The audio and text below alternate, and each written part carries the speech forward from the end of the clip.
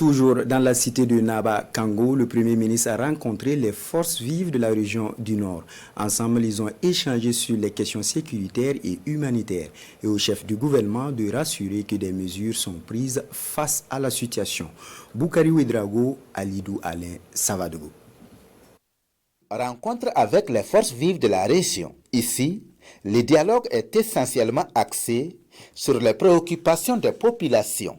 L'insécurité est la préoccupation majeure exposée par les différents intervenants. Les femmes vivent une situation difficile actuellement du fait qu'elles sont devenues les hôtes des personnes déplacées internes. Nous avions parlé vraiment de la situation des PDI également, qui reste toujours à déplorer, du manque d'abri et du manque de vivres. Ce qui concerne pour la région, il y a également l'incapacité actuellement due à l'insécurité et de pouvoir mener au niveau des commerçants, de pouvoir mener leurs activités. Des difficultés déjà prises en compte par la délégation. Plusieurs stratégies sont déjà en cours pour venir à bout de la situation, rassure le chef du gouvernement et sa suite.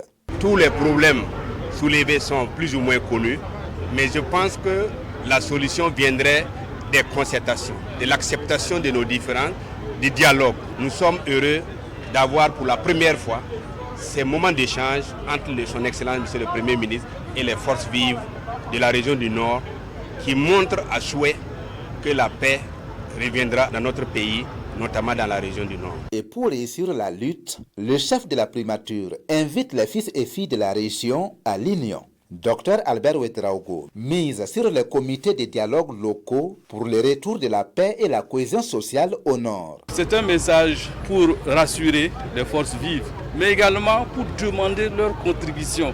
Parce que cette situation que nous vivons, nous avons besoin de l'apport de toutes les filles et de tous les fils du pays, en particulier ceux du Nord, pour nous aider donc à sortir de cette situation.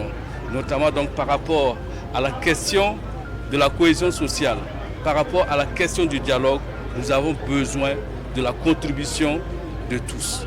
Pour cette visite à Ouayouguia, les personnes déplacées internes n'ont pas été oubliées. L'hôte du jour a remis 60 tonnes de vivres et du matériel au PDI de la région.